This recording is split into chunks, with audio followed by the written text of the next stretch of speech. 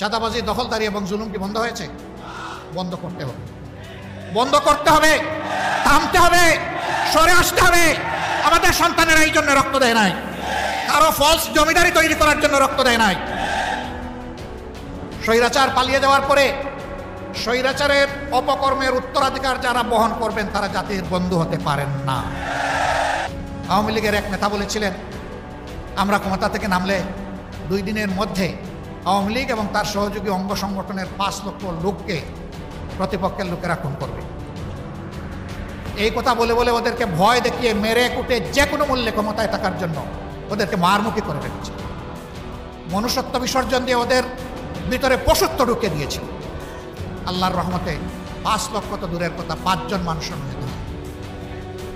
ওরা কাণ্ড জ্ঞানহীন হায়ানা হতে পারে, কিন্তু বাংলাদেশের মানুষ দায়িত্ব জ্ঞান সম্পন্ন।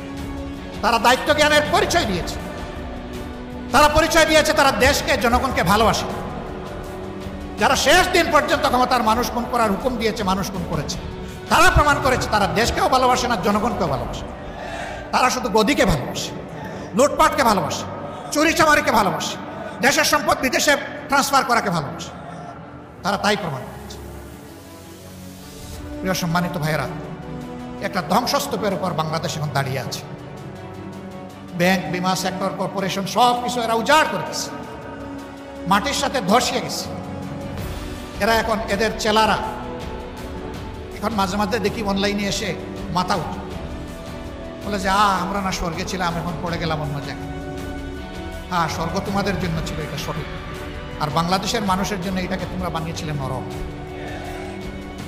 তোমাদের ওই স্বর্গ আর তোমাদের কাছে ফিরে আসবে না। এখন বাংলাদেশের মানুষের কাছে কিভাবে স্বর্গ ফিরে আসে সেই চেষ্টাই আমরা করে যাব ইনশাআল্লাহ। স্বৈরাচার পালিয়ে যাওয়ার পরে স্বৈরাচারের অপকর্মের উত্তরাধিকার যারা বহন করবেন তারা জাতির বন্ধু হতে পারেন না। আমাদের যে 2000-এর মতো সন্তান সন্ততি জীবন দিয়েছে, অনুরূপ অপকর্ম কেউ করলে তারা সেই জীবনের সাথে, রক্তের সাথে আমানতদারি রক্ষা করবেন না, তার উল্টাটা করবে। আমাদের সন্তানেরা রাস্তায় নেমেছিল চাঁদাবাজি বন্ধ করতে, দখলদারি বন্ধ করতে, জুলুম বন্ধ করতে। চাঁদাবাজি, দখলদারি এবং জুলুম কি বন্ধ হয়েছে? বন্ধ করতে হবে, বন্ধ করতে হবে, থামতে হবে, সরে আসতে হবে। আমাদের সন্তানেরা এই জন্য রক্ত দেয় নাই, কারো ফলস জমিদারি তৈরি করার জন্য রক্ত দেয় নাই। চাঁদাবাজি এবং দখল বাণিজ্যের চাইতে ভিক্ষা করা উত্তম। ভিক্ষায় কোনো দোষ নাই।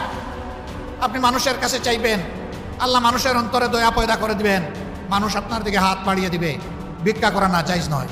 যদি কেউ লোভের বশবর্তী হয়ে ভিক্ষুক সাজে সেটা ভিন্ন, কিন্তু প্রয়োজনের তাগিদে যদি কোনো কাজ না পেয়ে, উপার্জনের কোনো ঠিকানা না পেয়ে কেউ যদি ভিক্ষা করে, এটা কোনো দোষের কাজ নয়।